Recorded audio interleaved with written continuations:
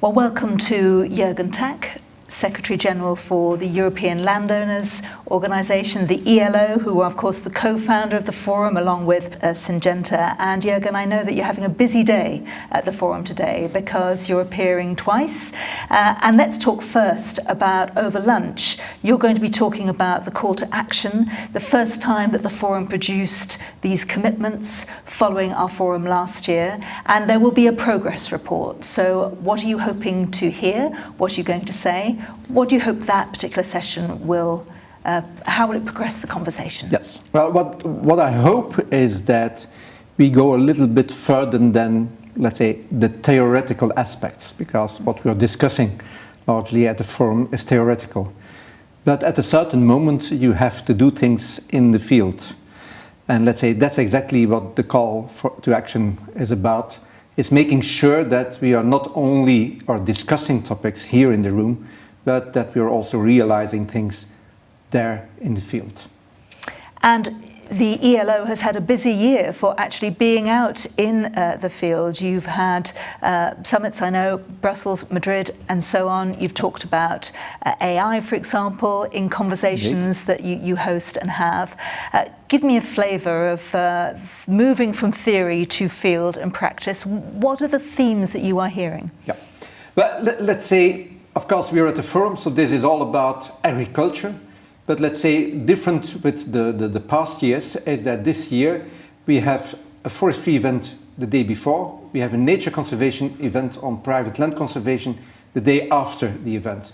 So that makes for us as ELO that we are taking a serious engagement towards, I would say, the three types of members we have: the foresters, the farmers, and nature conservationists. Let's say in the past, nature conservation was a minor aspect of what our organization was doing, was a minor aspect of what private landowners were doing on their land. That is becoming more and more important, and I can say that today 37% of our membership is actively engaged in nature conservation. That doesn't mean one or the other measure because they are a farmer. No, that really means that part of their land is set aside and is dedicated to nature conservation. And I do think that is a major progress. But there is heat in that debate, of course, because being rewarded for public goods, raising and protecting biodiversity is something that is just another pressure in this perfect storm moment for farmers, for private landowners. You must be hearing that.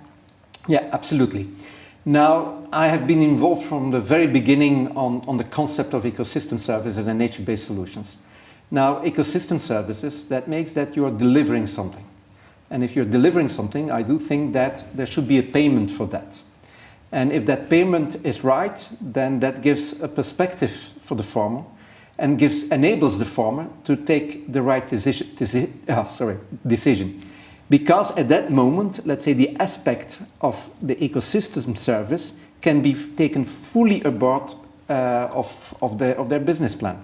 So yes, we are absolutely in favor of financial means to compensate and to pay for ecosystem services. Because if protecting nature has been free, as someone pointed out in the forum in the first panel, people then don't want to pay for it. Let's say protecting nature has never been free of charge. A nature conservation organization is also getting subsidies and are also heavily subsidized.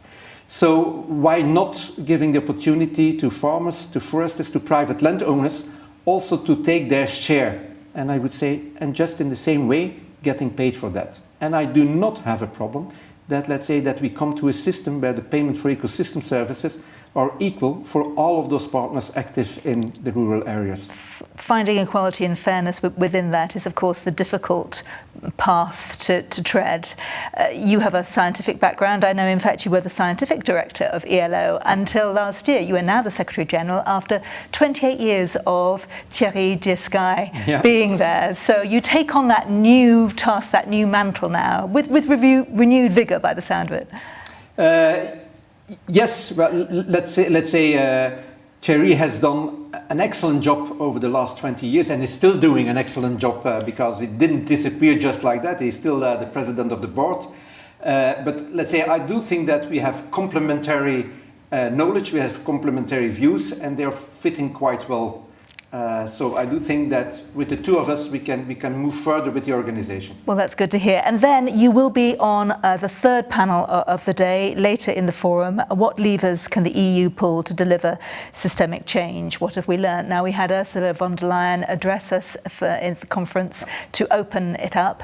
She did talk about showing the world that sustainability pays. She talked about farmers can count on the EU as a reliable partner, and she talked about strategic conversations. How optimistic are you that, in fact, the levers that are being pulled are there and that they are the right ones? Yeah. Well, let's say throughout the day, we have systematically heard people talking about what farmers can do and how important farmers are. Maybe the question we have to ask now is, what can policymakers do? Because that's quite ignored throughout the day. If we look at the past 4 years and 3 months, which is the Commission's period, they have in total 157 dedicated acts with a direct impact on agriculture.